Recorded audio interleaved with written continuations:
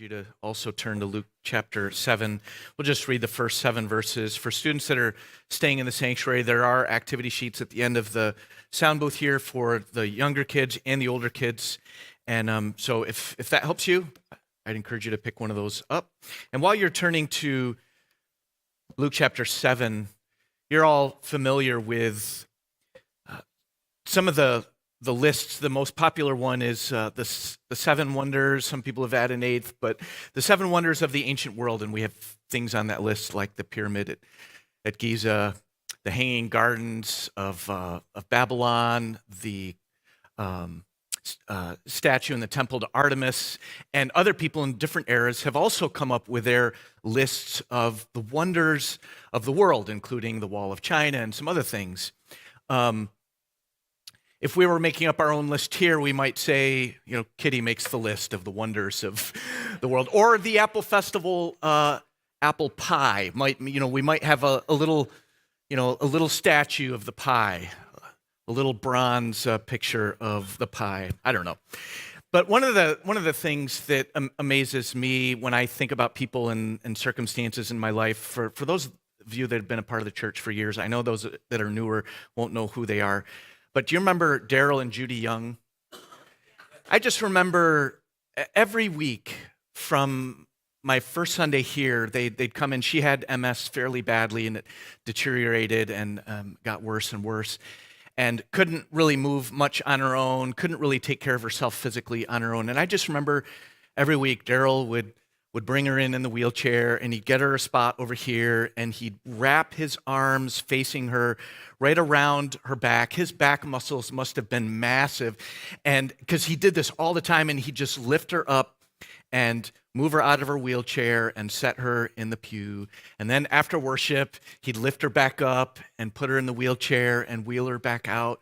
And sometimes he'd stop in the office, and his stories were always these stories of this love for her that always amazed me. I know when, as a believer, as a follower of Jesus, especially when you get married, you make these promises to say yes to your beloved, and you also say no to everyone else with that yes. And I was just always amazed by Daryl's love for Judy, given the circumstances, decades of physical incapacity. And it amazed me. And you probably have your stories of things like in the world, as well as things in your life and maybe people that just like amazed you. Well, there are 2 stories in the Gospels of things or people that amazed Jesus. And there was one when Jesus went into his hometown of Nazareth, and he's teaching in the synagogues, and he just hears them, maybe hears about them, the snide comments about Jesus. Like, who is we know his family, and who is he to stand up and teach with this kind of authority? And at the end of that little story in Mark chapter 6, verse 6, we read this, and he marveled because of their unbelief. He was amazed that these people gathered in the synagogue and hearing him teach from their holy scriptures just could not find themselves to have faith that God was doing this new thing in and through Jesus. And he was amazed at their unbelief. Well, the story that we'll read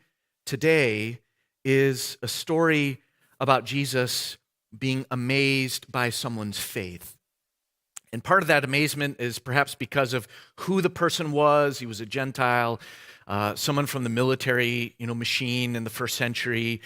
Maybe a lot of reasons that Jesus was amazed by his faith. We'll look at that. But he was amazed by this centurion's faith. And so I'm going to walk us through Luke chapter 7, just 10 verses. It's a wonderful, rich, powerful story that I think speaks all kinds of wonderful gospel realities into our lives. And this is how Luke records the story for us. After Jesus, had finished all his sayings, remember last month or so, we've been looking at Jesus teaching on the plain, sort of Luke's version of the Sermon on the Mount. And we've looked at the different things that Jesus has been saying. Well, Luke says, after Jesus had finished all his sayings in the hearing of the people, he entered Capernaum. This was like a ministry base for Jesus. He keeps returning to Capernaum and keeps finding his spot there, and then he leaves and preaches and teaches and heals and does all this stuff around the surrounding area. So he goes back into Capernaum, and we're told this in verse 2. Now a centurion had a servant who was sick and at the point of death, who was highly valued by him.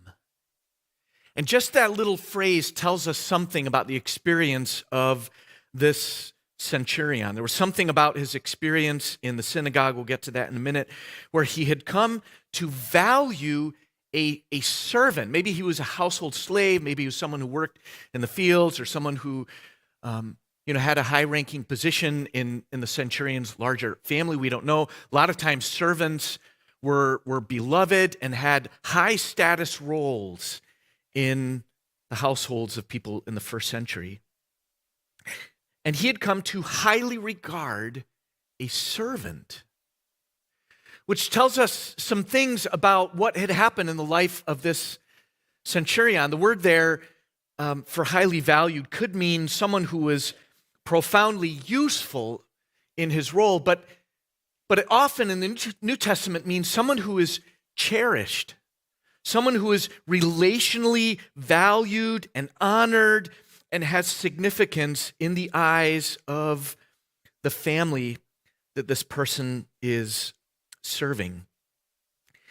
And somewhere along the line, the centurion discovered this. He learned this. He adopted this kind of mindset that even though he had high value, he valued this servant in his household. It reflects texts that we have in the New Testament, like Philippians chapter 2, where Paul, who has all kinds of connections to the Hellenistic world, he writes this: so if there's any encouragement in Christ, any comfort from love, any participation in the Spirit, any affection and sympathy, complete my joy by being of the same mind, having the same love, being in full accord and of one mind.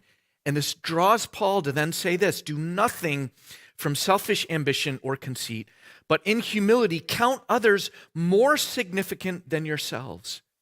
Let each of you look not only to his own interests, but also to the interests of others. And there's something of this very Christian mindset that has started to shape the worldview of this centurion in regard to the servant in his household. We read this: when the centurion heard about Jesus.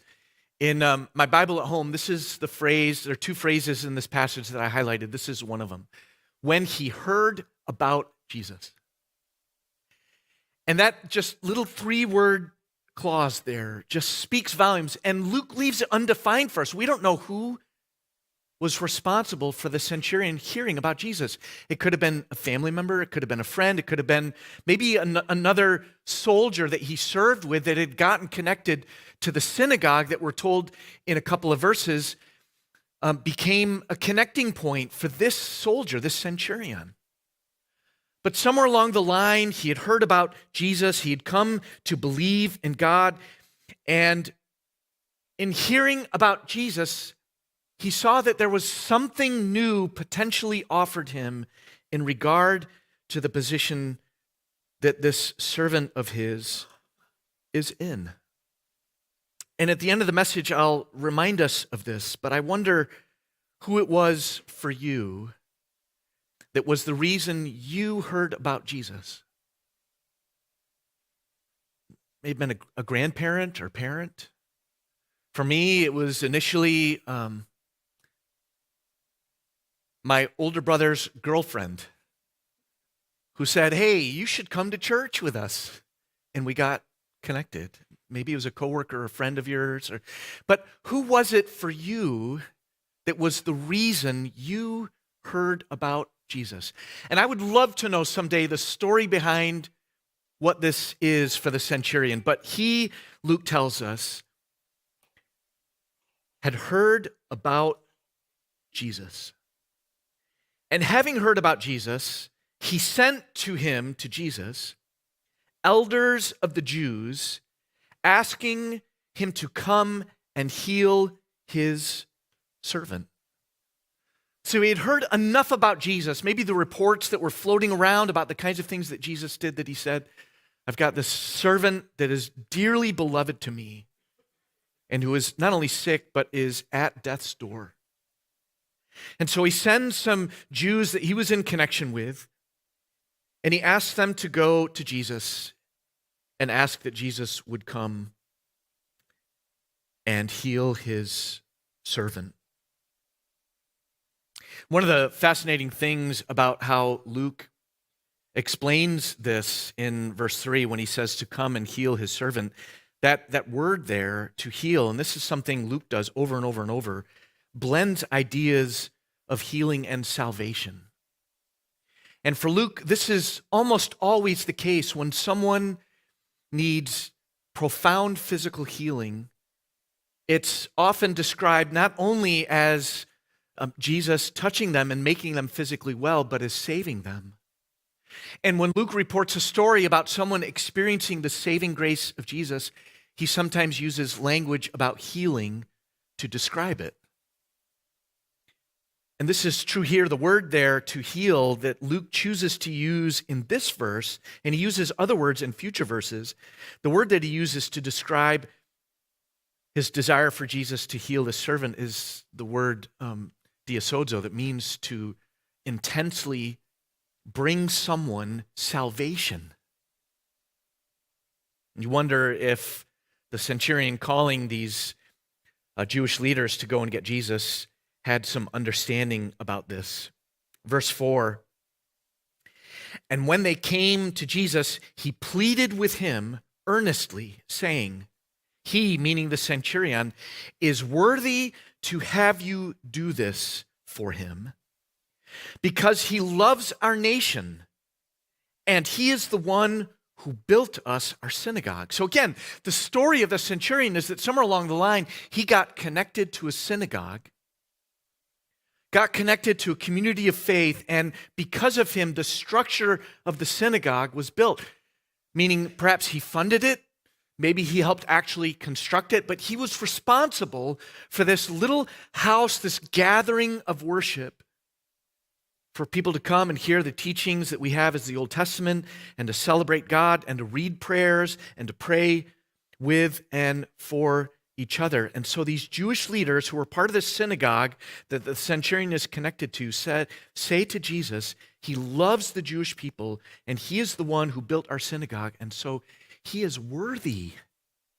He uses the word worthy. He is worthy for you to come and to heal him and to save him. And I want you to hold on to this idea, because for the Jews, for the Romans, for the Greeks, for everyone living in the first century, there were structures of honor that were in place. And if you were someone of value, someone of status, and especially if you had wealth in the eyes of the community and you did something for someone, they owed you. And this was their world. And everyone was embedded in these structures of honor. And it was called, scholars now call it this system of reciprocity. If you were someone who did something good for somebody else, there were always strings attached. And that meant that if you did something, if you offered someone generosity, if you built something, if you gave something, they owed you. And you knew that, and you were in debt to them. And so these Jewish leaders living in these systems of reciprocity and honor and status say to Jesus, he loves our nation. The centurion of this servant is connected to this synagogue that he helped build. Jesus, as a Jewish rabbi, you kind of owe him. And so come, for he is worthy for you to heal and save him. And so verse 6, one of the most astonishing things, this is the second phrase that I highlighted in my Bible at home. Luke says, and Jesus went with them. And so even in the face of what we'll find out by the end of the story, even in the face of structures that end up being dismissed, Jesus nevertheless says, yeah, I'll go with you. And we find out that it's not because the centurion had any claim on Jesus. It's not because Jesus owed him or owed something to the community because, well, they built a synagogue, but it's because it just happens to be the character of Jesus to go and to meet someone where they're at their point of need. Jesus, from the very beginning, has been disclosed to us by Luke as someone who always seeks and saves the lost. He goes and looks for them. And as we get deeper into Luke, he'll tell parables about this. And he'll say, this is what the kingdom that I've come to preach and bring is all about. It's all about God working in and through my life and ultimately death and resurrection, but to go and to find lost people and to bring them home. To find broken people and make them whole. To find sick people and make them well. And so we hear about Jesus who went with them. And we're told when he was not far off from the house, the centurion sent then friends, saying to them, it's interesting what happened in the heart of the centurion. Remember, he sent two detachments. He sent a group of Jewish leaders to go and ask Jesus to come.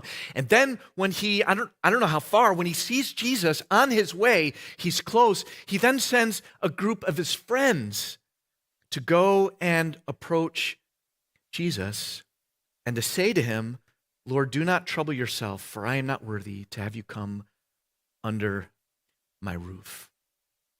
Really fascinating thing that happens here, because the Jews that he sent specifically told Jesus, come because he's worthy of having you come and heal him.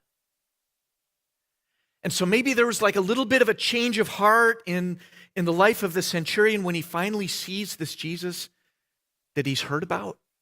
And he sees him come. Maybe he's totally surprised that Jesus made his way to his house, but he sees him coming. And so he sends a group, he says, go tell Jesus, on second thought, you don't have to come all the way here. And in this moment, we hear about the fact that this centurion who has status and wealth and power and leverage and honor, he says, tell Jesus, I am in fact not worthy. In spite of what the Jewish leaders that I sent told him, tell him on second thought, I am not worthy to have you come under my roof. And in that statement, the centurion takes all of the systems that he and everybody else is embedded in the first century. Systems of honor, systems of status, systems of reciprocity. If I do a good thing for you, you have to do a good thing for me. That's just what's right. Everybody knows it. Everybody accepts it. And yet the centurion says, on second thought, I'm not worthy. Captain of 100 men, that's what centurion means, C-E-N-T, centimeter, 100. He's captain of 100 soldiers. Wealth enough to build a synagogue, fund it on his own. And he says, on second thought, Jesus, I am not worthy to even have you come under my roof. And in this, he dismisses the worldly systems of honor and worthiness and the reasons behind them because of the better ways of Jesus. In spite of all his status and wealth and all his capacity and capability and success, he realizes in the presence, in the sight of Jesus, that he can't actually do anything to save his servant. And he has no claim on God, and he has no claim on Jesus. And so he says, I turn my back on all of these systems. In this circumstance, none of those things matter anymore. And I don't know if you work in a place or if you're in a family, maybe an extended family that has its own systems of like honor. And if you do a good thing, well, you owe. I don't know if you recognize the ways that in our culture we live in these ways. If certain people say certain things, well, you have to abide by it. And culture has certain values and certain things that trend in different seasons, and you better go along with it because you live in the systems of our culture. Well, the centurion is a wonderful example because he says, in the face of Jesus and in the face of real human need, those things just don't matter. And if you're a follower of Jesus, we have to be willing to look at the systems of the world, the systems that are embedded in the world that are not God-honoring, and you and I have to be able to disentangle ourselves in the presence of Jesus and say, that doesn't matter anymore. And it takes courage. Like it takes you and I being willing to say, you know what Jesus says matters more than what culture says. And what God's word says means more than what the media says. And God's providence has more power than politics. It doesn't matter anymore in the face of a Jesus who draws close to our homes to say, I can make you whole and well. And this is exactly what the centurion does. He discovered some wonderful things. We don't need to be worthy of the kindness of Jesus. And that is gospel news because we can't be worthy of it. And whether your great-grandmother and your grandfather and your parents, were a part of that church or this church or the denomination, that has no claim on God whatsoever. And my plaque may be listed up somewhere, and your plaque and your family's plaque may be listed up, and in some ways those things are wonderful and valuable. But in terms of the claim that we have on God, it means nothing. Because we can't be worthy of His grace. There's nothing you have done. There's nothing you've avoided. There's nothing your family has done that makes you have a claim on Jesus to say, you owe me. And it's gospel news because we cannot generate enough worthiness to require Jesus to come to us. And here's the beauty. Here's the extraordinary beauty when we walk away these kinds of systems. Because Jesus offers it anyway. That is the gospel message. The Jewish leaders may have thought the centurion was worthy of Jesus. The centurion himself, for a moment, may have thought, you know what? I built this synagogue. I have a right for Jesus to come and make my servant well. But he realizes he really has no claim on Jesus. And yet, Jesus comes with them to his home and offers his kindness and his presence and his grace anyway. Precisely because we desperately need it, we are not worthy of it, but it is his character. It is his character. It drips with it. And I'm telling you, this is so much better because the faithfulness and the consistency of the kindness of Jesus will always outreach your capacity to earn it. We're just not that dependable. We're just not that consistent. We are human and we fail and we fall and we get caught up in our stuff. And so inevitably there will be moments where we do something, say something, forget to do something, and we lose our credibility. And Jesus says, you know what though? I'm on my way anyway. And my grace is coming with me. My kindness is coming with me anyway. That's the brilliance of Wesley. It's why he made such a point of saying, prevenient grace. It's the grace that's present and at work whether you deserve it or not, because you don't. I don't. And God and Jesus says, but I've got something better. I will choose to faithfully offer it to you all the time anyway. See, grace is operative in the world and in our lives without our capacity to attract it. And that's always true. And it's true for you. It's true for the kids that you worry about. It's true for the people that you're praying about. Grace is operative, even though we don't really have much capacity to naturally attract it. This, by the way, is for me one of the things that is so compelling about the Christian faith, far above and beyond some of the human-made religious practices and traditions, because they often talk about, the attraction dynamics at work in the universe. If you do certain things, then the universe will bring along these other things that you want. But the Christian faith declares something far more personal and intimate and knowledgeable, and that's a person who is a Savior and a Lord. So verse 7, the centurion explains a little bit more. He says, "So therefore I did not presume to come to you, Jesus, because I realized that I wasn't worthy of attracting your kindness. So I didn't presume to come to you." But listen to what he says. He says, "But just say the word." In the Greek, I like it even more. It says, "But say a word." And in that phrase, the centurion says, whatever you decide, Jesus, I will trust is what I need most. It's not say the word that I want you to say. It's not do the thing that I want you to do. It's you, Jesus, in your authority as the Lord, you just say a word according to your wisdom. He says, say a word and let my servant be made whole.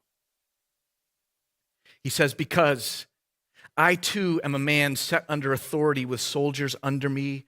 And I say to one, go, and he goes. And I say to another, come, and he comes. And I say to my servant, do this, and he does it.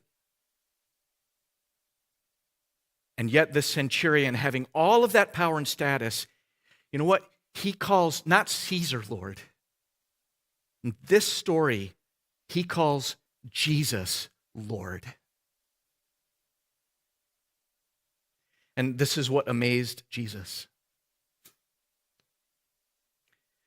And so Jesus mercifully and wisely holds ultimate authority. And the centurion, somewhere along the line, had come to discover it. And so Jesus, this is his response, and then we'll finish up here. Verse 9, when Jesus heard these things, when he heard what this centurion had to say, he marveled at him. And turning to the crowd that was following him, he said, I tell you, not even in Israel have I seen such faith. The whole people of God, I have not seen this kind of faith. And when those who had been sent, these friends, returned to the centurion's house, they found the servant well. And what's so fascinating about the way that story ends is what happened to the servant, the word Jesus spoke from a distance that made him well, it's almost reported as an afterthought. What consumes the attention of Jesus is the remarkable faith of the centurion. It's almost like Luke is declaring here, you know what? Changing someone's life is so easy for Jesus. He just says a word. But what is an astonishing challenge is finding people in this world who have this kind of faith in Jesus. Who can say, you don't even have to come into my house. You don't even have to say what I hope you say and do what I hope you do. Jesus, you're the Lord, so do whatever you want, and I know it will be good. And it will be right and just and wise and saving. Just say a word. So, there's some thoughts as I was thinking about this passage. Number one, do you and I have gratitude for those who have helped us hear about Jesus?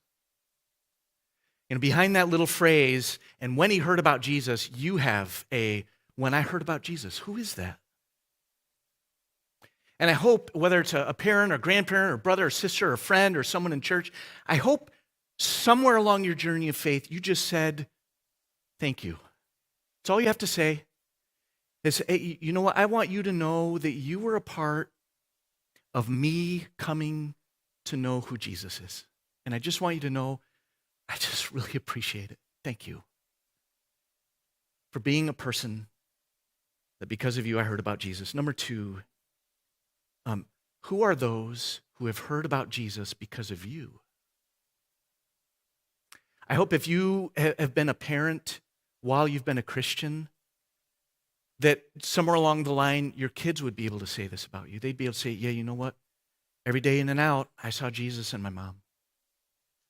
I was taught about Jesus from my dad. Who are those who have heard about Jesus because of you? A third, more challenging question. Who needs to hear about Jesus from you these days? Whatever your track record was, and maybe your track record wasn't great, that's okay. You're here in the presence of the gracious Jesus right now. So who right now needs to hear about Jesus? And you might be a person who can help them hear. And I'll just remind you, this is not just about content, but it's about the manner in which we speak about Jesus. Two more. So fourth, Jesus has come near to all of us.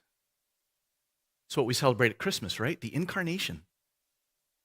So a fourth question. Is there anything in your life or your worldview or your way of thinking or processing all the information of your life, all the stuff out there, is there anything that needs dismantling? Ways that you and I think, maybe we've just like assumed ways of thinking that are not God-honoring. Maybe we have not realized how deeply we've been embedded in certain structures and systems that don't lend themselves to Jesus. So is there anything in your way of thinking, your way of processing, your way of interacting with the world, with people, that just needs you to say, I am done with that? And lastly, and I love the songs that we sang this morning because they all reflect this question that I think is behind the experience of the centurion, what he discovered about Jesus, how his servant got made whole. But who are you praying for to receive the healing, saving grace of Jesus, even from a distance? Like they might not even be under your house, under your roof anymore. They might not even really be in your life anymore. But they desperately need Jesus. And maybe you don't have connections where you can yourself speak with them, talk with them. Maybe there's been so much hurt that there's distance and there are things in the way. You know what?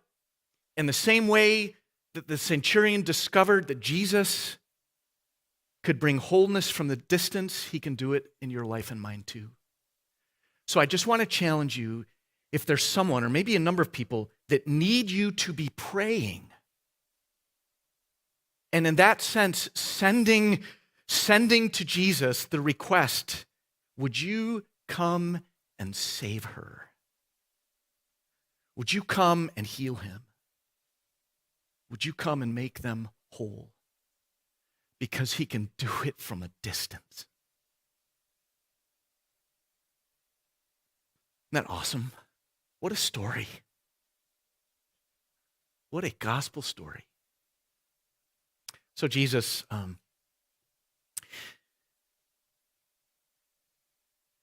we thank you for those who are the reason we heard about Jesus. And we pray that we might be that person to some others. And when you return,